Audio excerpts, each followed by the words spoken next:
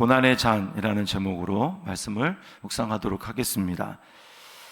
자, 15절에 보면 너는 내 손에서 이 진노의 술잔을 받아 가지고 그리고 그 모든 나라로 하여금 마시게 하라, 이렇게 이야기를 하고 있습니다. 하나님이 진노의 술잔, 즉 하나님의 심판을 이제 행하겠다라고 이야기를 합니다.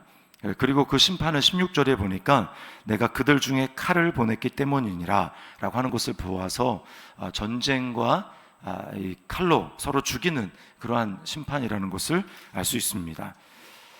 자, 그리고 이 진노의 술잔은, 죄에 대한 하나님의 이 심판은 어디서부터 시작이 되는가라고 하면, 먼저 하나님을 알았던 예루살렘과 유다 성읍들에게 일어나는 것을 볼 수 있습니다. 18절에 예루살렘과 유다 성읍들과 그 왕들과 그 고관들이라고 얘기를 하고, 29절에 보면 보라, 내가 내 이름으로 일컬음을 받는 성에서부터 재앙 내리기를 시작하였은즉, 이렇게 이야기를 하죠. 부모가 혼을 낼 때 이제 막내가 아니라 큰아이부터 혼을 냅니다. 그렇죠? 그렇게 혼내는 것처럼 먼저 하나님의 선택과 부름을 받은 이스라엘, 그리고 유다로부터 하나님의 심판이 시작이 되는 것입니다. 그들은 율법을 가지고 있었고 하나님에 대해서 듣고 알았기 때문에 먼저 심판을 하는 것이죠. 많이 아는 자, 많이 맡은 자에게 하나님이 먼저 찾으시고 또 많이 찾으시는 것입니다. 베드로전서 4장 17절에 이런 말씀이 있어요. 하나님의 집에서 심판을 시작할 때가 되었나니 만일 우리에게 먼저 하면, 먼저 성도들에게 먼저 하면 하나님의 복음을 순종하지 아니하는 자들의 그 마지막은 어떠하며, 그 마지막이 어떻게 되겠느냐라고 이야기를 하는 것이죠. 하나님이 우리를 예수 그리스도를 알도록 먼저 불러주신 이유는 우리로 하여금 세상의 지배를 받는 것이 아니라 하나님과 그분의 말씀의 통치를 받아서 하나님의 영광을 드러내도록, 세상이 하나님을 알도록, 그래서 하나님의 영광을 우리를 통해서 간접적으로 보고 하나님께로 돌아오도록 하기 위해서, 하나님께 영광을 돌리게 하기 위해서 하나님이 우리를 먼저 불러주셨고 그리스도인 성도 되게 하셨습니다. 우리는 하나님 나라를 상속한 자로서, 또 상속할 자로서 우리는 마땅히 이런 삶을 살아야 하는 것입니다. 자, 먼저 예루살렘과 유다에게 하나님의 진노의 잔이 시작이 되는데, 그 다음 또 누구에게 하나님의 진노의 잔이 임합니까? 모두입니다. 모두, 전부입니다. 19절에 보면 애굽이라고 얘기하죠. 저 남쪽입니다. 그렇죠? 20절에 보면 우스, 또 블레셋 사람이라고 얘기하고요. 이것은 이스라엘 서쪽 나라들을 주로 이야기를 합니다. 21절에는 에돔과 모압과 암몬, 이거는 이스라엘 남쪽과 그리고 요단강 건너에 있는 동쪽 나라들을 이야기를 하는 것이죠.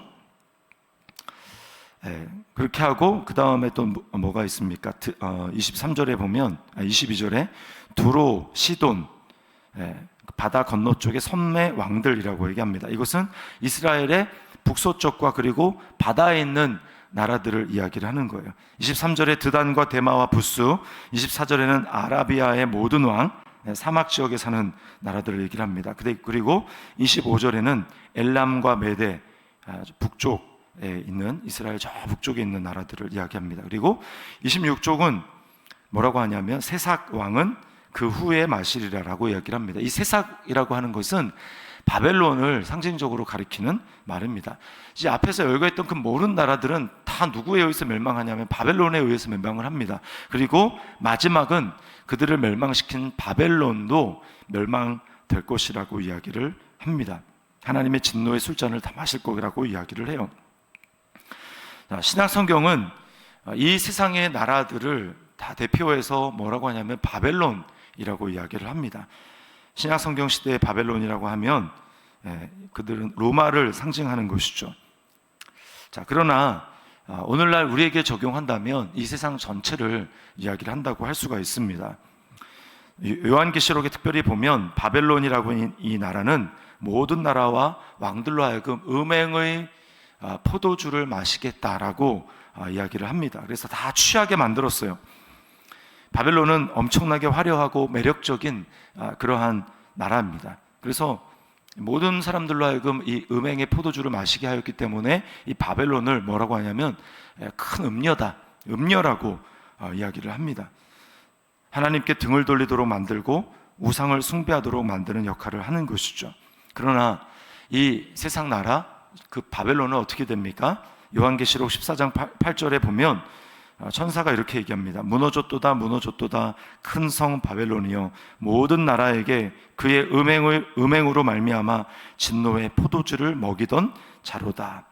그리고 계시록 16장 19절에는 큰 성이 세 갈래로 갈라지고 만국의 성들도 무너지니 큰 성 바벨론이 하나님 앞에 기억하신 바 되어 그의 맹렬한 진노의 포도주 잔을 받음에, 이렇게 이야기를 하고 있습니다.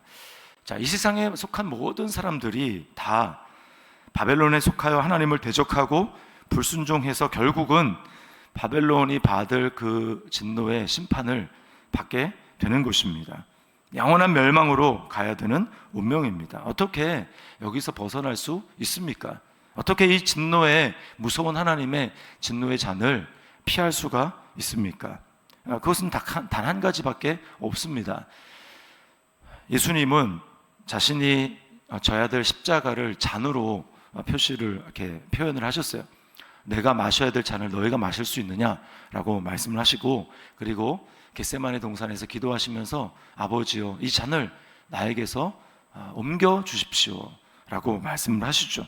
만약에 주님이 그 잔을 받으시지 않았다면 하나님의 그 무서운 진노의 최후의 심판의 그 형벌은 피할 수 없이 모든 사람들이 다 받아 마셔야만 했을 것입니다. 그러나 주님께서는 뭐라고 말씀합니까? 그러나 이 잔을 내가 마셔야만 하거든 아버지 뜻대로 되기를 원합니다 라고 주님이 말씀을 하시고, 하나님의 그 진노의 잔을 주님이 마시셨기 때문에 한 방울도 남기지 않으시고 주님이 그것을 마시셨기 때문에 그 예수 그리스도가 당한 진노의 잔이 바로 내가 당해야 될 진노의 형벌이었고 그 잔이었다라고 하는 사실을 인정하고 그 앞에 무릎을 꿇고 하나님 앞에 회개하는 자, 무릎을 꿇고 회개하는 자만 그 하나님의 마지막 때에 임할 심판의 잔, 진노의 잔을 피할 수가 있는 것입니다. 주님이 진노의 잔을 마셨기에 이제 그리스도 안에 있는 사람은, 그것을 믿음으로 받아들인 사람은 진노가 아니라 하나님의 사랑 그리고 하나님의 축복의 잔을 경험하게 되는 것입니다. 그래서 다윗은 뭐라고 고백합니까? 내 잔이 넘치나이다. 그 잔은 진노의 잔이 아닙니다. 하나님의 축복과 풍성한 그 기쁨의 잔이었어요. 우리 그리스도인들이 바로 이러한 은혜를 누리는 것입니다. 이제는 저주는 끊어졌습니다. 진노는 끊어졌습니다. 하나님의 사랑이 내게 임하고, 그래서 우리가 그리스도 안에서 무엇을 경험합니까? 하나님의 사랑의 음성을 경험합니다. 내가 너를 사랑하노라, 내가 너를 기뻐하노라 라고 말씀하는 것이죠. 이것은 온전히 나의 성취와 나의 경건의 능력 때문에 임한 것이 절대로 아닙니다. 아무리 내가 얼마나 풍성한 삶을 지금 살고 있다 할지라도 거기에 나의 경건한 삶에 달려있는 것이 아니고요, 바로 그리스도가 이루신 그 놀라운 일 때문에 내가 경험하는 것입니다. 그러므로 이제 우리가 그리스도 안에서 내가 정말 이제는 나에게 진노의 잔이 아니다 라고 하는 것을 정말 우리가 믿고 고백한다면 어떻게 살아야 합니까? 우리는 하나님의 사랑을 거부하고 결국 망할 이 세상을 내 마음에 두고 거기에 내 마음을 빼앗겨서는 안 됩니다. 이 세상을 사랑해서는 안 됩니다. 요한계시록에서 계속해서 말하는 것이 거기에 참여하지 말라는 거예요. 왜냐하면 거기는 결국 망할 것이기 때문에 거기에 참여하지 말아라, 나오라 라고 얘기를 하는 것입니다. 그리고 주님이 다시 재림하셔서 바로잡아 주실 이 세상을 간절히 하나님 나라를 소망하고 열망하고 기대해야 합니다. 그리고 또한 동시에 하나님의 축복을 누리면서 여전히 이 세상의 겉모습에 속아서 살아가는 사람들에게 우리는 끊임없이 복음을 통해서 진실이 무엇인지 알려주어야 합니다. 이 세상에 속으면 안 된다고 복음을 증거해야 합니다. 또 영적으로 어린 자들이 복음 안에서 성장해서 하나님 나라의 백성으로 이 땅에서 살아가도록 도와주어야 합니다. 마음을 빼앗기는 그리스도인들 우리가 계속해서 권면해서 그들이 하나님 나라를 소망하며 하나님 곧 이 말 하나님 완성될 하나님 나라를 열망하도록 그렇게 이끌어 주어야 합니다. 우리는 아직 이 세상 가운데 있기 때문에 그렇습니다. 로마서 8장 17절 말씀에 자녀이면 또한 상속자 곧 하나님의 상속자요 그리스도와 함께 한 상속자니 우리가 그와 함께 영광을 받기 위하여 고난도 함께 받아야 할 것이니라. 이제 우리에게 진노의 잔은 거두어졌습니다. 그러나 여전히 우리에게 남은 잔이 있는데 그것은 바로 예수 그리스도의 고난에 동참하는 고난의 잔입니다. 이 세상에 아직 죄가 완전히 심판을 받지 않고 또 내 안에도 여전히 죄가 남아있기에 우리는 끊임없이 세상으로 돌아가려는 속성 가운데 남아 있습니다. 이것을 날마다 기억하고 우리는 죄로부터 돌이키고 끊임없이 하나님 나라가 아니라 내 나라를 세워가려는 그 시도에서 우리는 끊임없이 돌이켜야 할 것이고 그리고 하나님 나라를 세워가기 위해서 힘쓰는 가운데 우리가 때로 당하는 고통과 고난 그것을 우리는 바울이 얘기했던 것처럼 그리스도의 남은 고난을 내가 내 육체에 채우노라 라고 이야기했던 것처럼 우리가 하나님의 구원을 잃어간다 그런 의미가 아니고요. 예수님의 구원이 불완전해서 내가 뭔가를 더한다 그런 의미의 고난이 전혀 아니고 이미 주님이 다 이루셨지만 복음을 증거함으로 말미암아 주님이 다시 오시는 그날을 예비하기 위해서 우리가 주님의 뒤를 따라가는 그 고난의 잔을 우리도 함께 동참하며 마셔야 하는 것입니다. 그런 잔은 남아 있어요. 우리가 감당해야 하는 것입니다. 이 세상에 아직 죄가 있기 때문에 그렇습니다. 자, 적용하며 질문해 봅시다. 나는 하나님의 진노의 잔으로 멸망할 이 세상에서 구원받은 은혜에 감사하고 있습니까? 주님이 다시 오셔서 완성할 하나님의 나라를 소망하고 있습니까? 나는 하나님의 나라의 영광스러운 완성을 위해 고난도 받기를 작정하고 있습니까? 복음을 전하며 주의 몸을 세우는 일에 힘쓰고 있습니까? 우리는 진노의 잔이 아니라 이제 주님의 고난의 잔을 함께 나누며 나아가는 사람입니다. 이 말씀을 기억하며 오늘 주어진 나의 삶, 나의 하루가 하나님의 사랑과 은혜를 누리지만 동시에 복음을 증거하고 또한 주님의 나라를, 주님의 교회를, 주님의 몸을 세워가는 일에 필요하다면 내가 고난의 잔을 마시겠습니다. 주님의 뒤를 따라가겠습니다.